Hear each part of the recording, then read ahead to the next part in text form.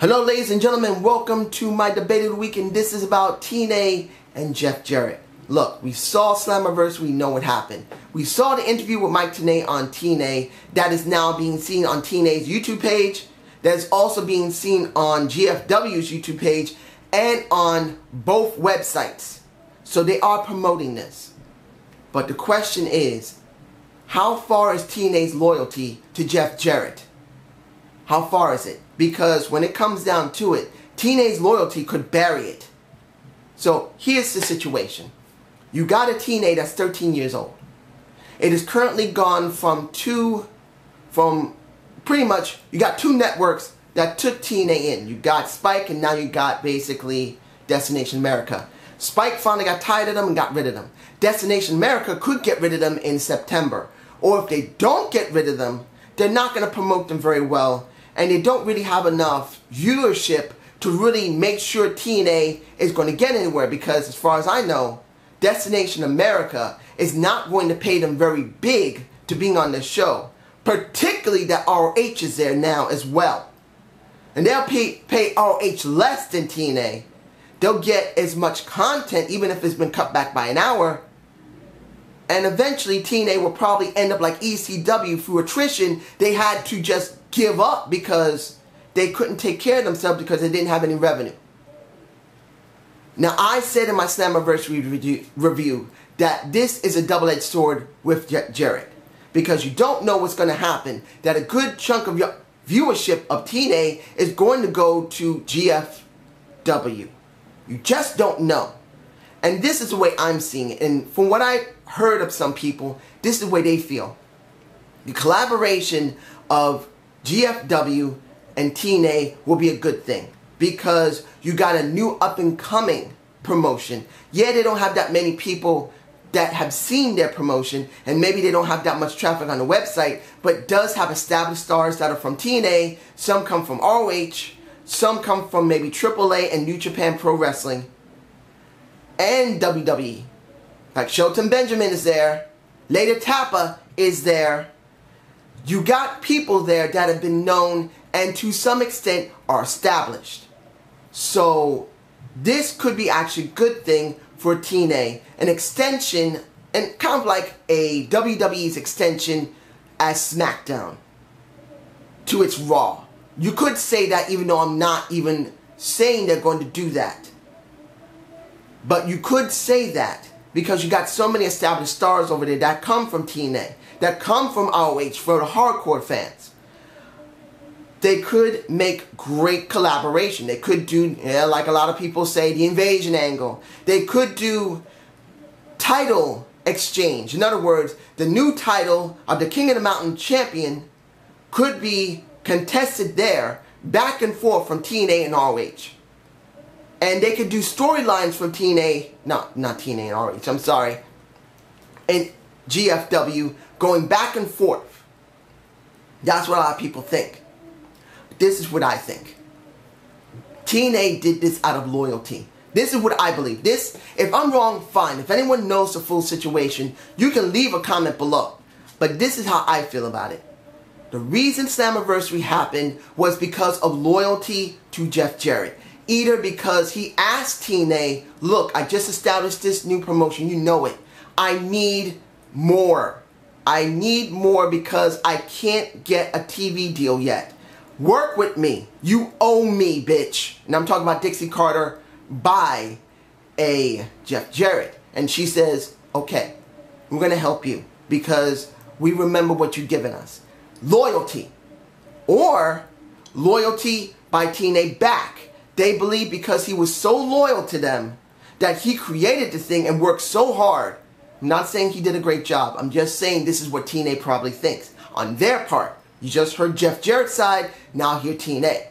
TNA thinks they're in trouble, Spike screwed them, they now got a bad contract because of a third party trying to get them a TV deal when Spike was getting rid of them. They need something, they need anything, and they rather go to someone they know than someone they don't know. In other words, just like what they say, they rather deal with the devil they know than the devil they don't know. So they rather deal with Jeff Jarrett than maybe dealing with people like Jim Cornette And not saying Jim Cornette is that great. He may be sometimes honest, but he bullshits like everybody else. And whoever's owning ROH, they probably a bullshitter too. I forgot who owns ROH right now. I'm blanking. But you probably know, and if you know, leave the comment. But that's what I think happened. One of the two. Or maybe they both came together and said it at the same time. But when it comes down to it, TNA is not getting anything out of this. For the simple reason is this. TNA at this moment has maybe half, if you're lucky to say this, maybe near half the viewership it used to have.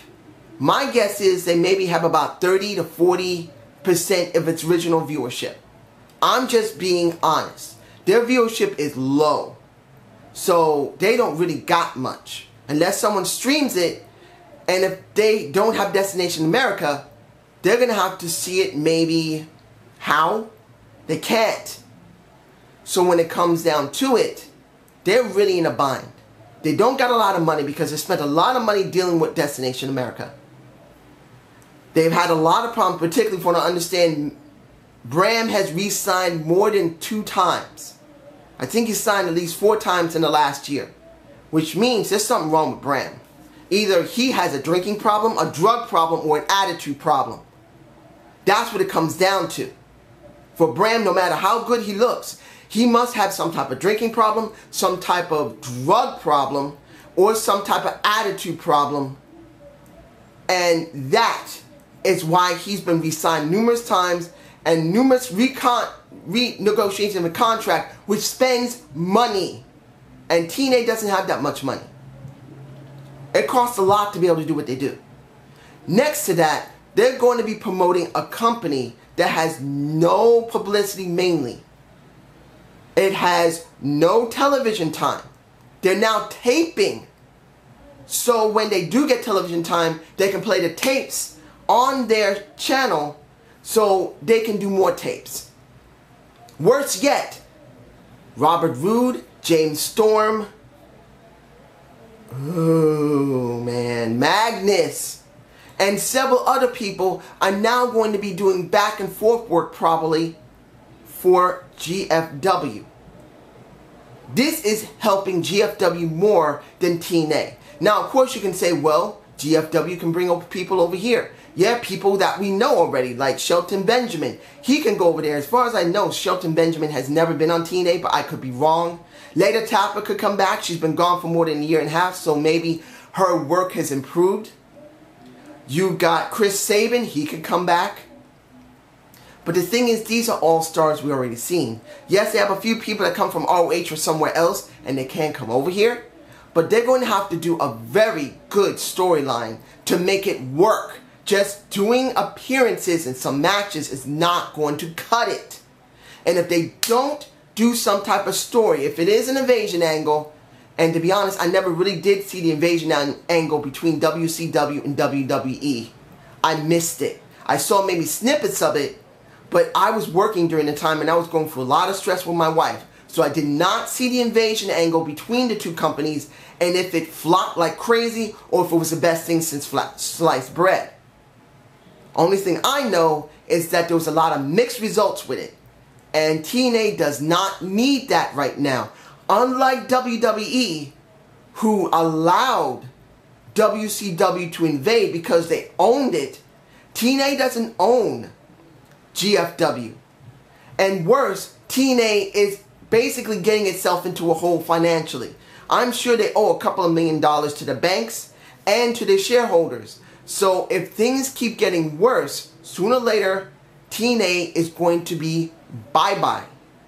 So I am very concerned about this. If TNA's loyalty to Jeff Jarrett buried it, then it's a waste. This is a big waste. A waste of my time and a waste of your time. And we're on borrowed time until we see it buried.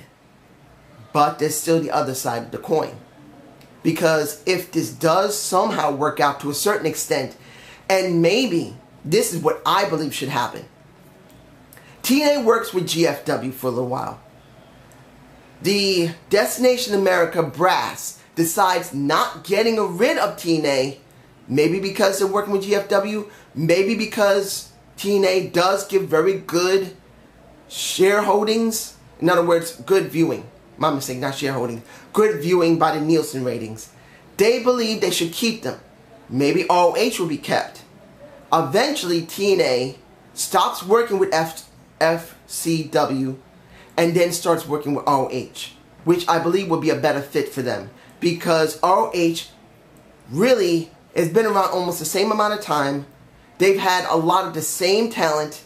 They know a lot of the same people, and since they are on the same network, literally 1 hour separating them, they could make some good storylines flowing from one show into another, like a continuation, like part 1 to part 2. It would actually help them. This is the best case scenario from my perspective. But what's yours? And I hope you enjoyed this debate of the week. Please give me a comment below.